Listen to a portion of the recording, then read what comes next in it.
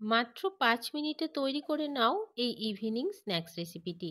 ভীষণ সহজ একটি রেসিপি, বাড়িতে থাকা কয়েকটা জিনিস দিয়েই তৈরি হয়ে যাবে। চা শেষ হবে না, তবে এই রেসিপিটি কিন্তু শেষ হয়ে যাবে কখন বুঝতেই পারবে না। নমস্কার বন্ধুরা, নন্দিনী সিম্পল কুকির আরও একটি পর্বে আপনাদের সবাইকে জানাচ্ছি স্বাগত। আজকের রেসিপির পুরো ভিডিওটা দেখার অনুরোধ রইল বন্ধুরা। তাহলে আর দেরি না করে চলুন ঝটপট করে আজকের রেসিপিটি দেখে নিই।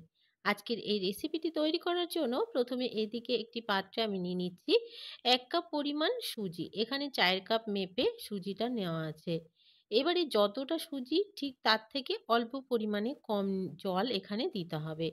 সুজির থেকে অল্প জল এখানে দিয়ে সুজিটাকে খুব ভালো করে মিশিয়ে নিতে হবে। শুধুমাত্র এই সুজিটাকে একটু ভিজিয়ে নিতে হবে, ব্যাস। এর থেকে বেশি কিন্তু জল এখানে একদমই দেয়া যাবে না। তো বন্ধুরা, সুজিটাকে আমি খুব ভালো করে জলের সাথে মিশিয়ে নিলাম।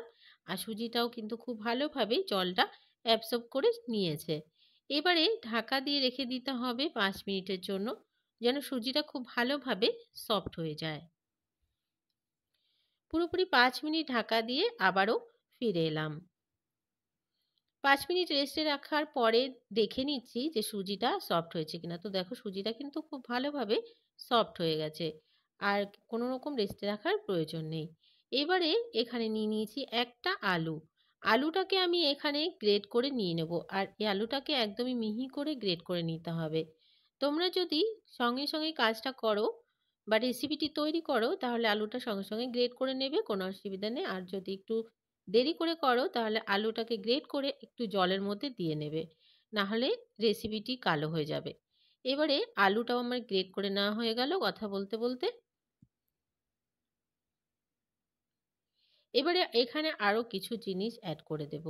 দিয়ে দিচ্ছি একটা ছোট করে কেটে রাখা পেঁয়াজ। এখানে পেঁয়াজটাকে অবশ্যই ছোট ছোট করে কেটে নিতে হবে।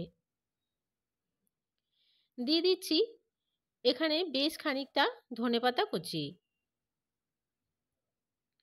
আর দিয়ে দেব দুটো কাঁচা লঙ্কা কুচি। ঝালটা তোমরা তোমাদের প্রয়োজন মতো বাড়িয়ে কমিয়ে নিতে পারো।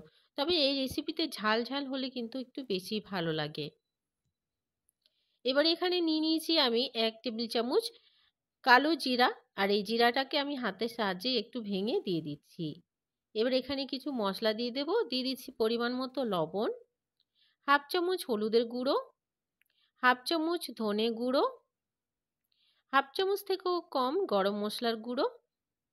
আর দিয়ে দিচ্ছি ১ চামচ পরিমাণ কাশ্মীরি লাল লঙ্কার গুঁড়ো। আর দিয়ে দিচ্ছি ১ চামচ পরিমাণ চিলি ফ্লেক্স। চিলি ফ্লেক্সটা অপশনাল, যদি থাকে দেবে, না থাকলে নাও দিতে পারো। আর এখানে আমি ৪টি ব্রেড নিয়েছি। এই ব্রেডগুলোকে একদমই ছোট ছোট করে টুকরো করে নিয়ে নেব।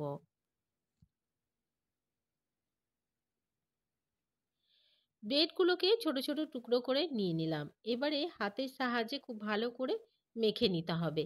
এখানে কিন্তু একদমই জল ব্যবহার করবে না।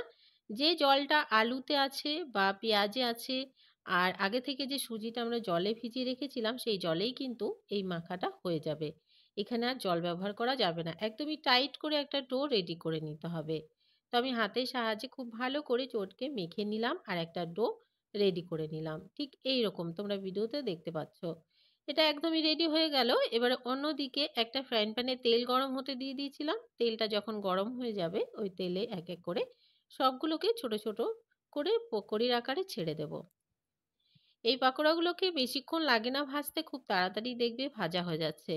তো উল্টে পাল্টে দুই পাশটাকে খুব সুন্দর করে একদমই লাল লাল করে ভেজে নিতে হবে, মিডিয়াম টু লো ফ্লেমে রেখে গ্যাসটাকে। আর এগুলো কিন্তু ভীষণ ক্রিস্পি হয়, তাড়াতাড়ি ভাজাও হয়ে যায়। তাই একটু গ্যাসের ফ্লেমটাকে লোতে রেখেই ভাজতে হবে। তো বন্ধুরা, সবগুলোকে আমি উল্টে পাল্টে খুব ভালো করে গোল্ডেন ব্রাউন করে ভেজে নিয়েছি। এইগুলো কিন্তু একদমই ভাজা হয়ে গেছে। নামিয়ে নেব। বাকি আরও যেগুলো আছে ঠিক এভাবে করে বানিয়ে নেব। তো এগুলো ভীষণ ক্রিস্পি ভাবে ভাজা হয়েছে, দেখে বুঝতেই পারছো। তো বন্ধুরা, সবগুলো রেসিপি আমি ভেজে নিয়ে নামিয়ে নিলাম আর সার্ভ করে দিলাম। সন্ধ্যাবেলা চায়ের সাথে এই রেসিপিটি হলে জাস্ট জমে যাবে। একবার হলেও বানিয়ে দেখার অনুরোধ রইল। আজকের রেসিপিটি ভালো লাগলে একটা লাইক করার অনুরোধ রইল। অনেক অনেক শেয়ার করে দেওয়ার অনুরোধ রইল। নতুন বন্ধু আমার চ্যানেলে নতুন এসে থাকলে আমার চ্যানেলটিকে সাবস্ক্রাইব করে পাশে থাকা বেল আইকনটাকে প্রেস করে অল বাটনে ক্লিক করতে ভুলবে না।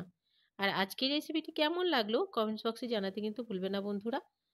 তো আমি একটা ভেঙে তোমাদেরকে দেখিয়ে দিচ্ছি। তো দেখে বুঝতে পারছো কতটা ক্রিসপি হয়েছে। আজকের রেসিপিটি তাহলে এখানে শেষ করছি। দেখা হচ্ছে পরবর্তী রেসিপিতে।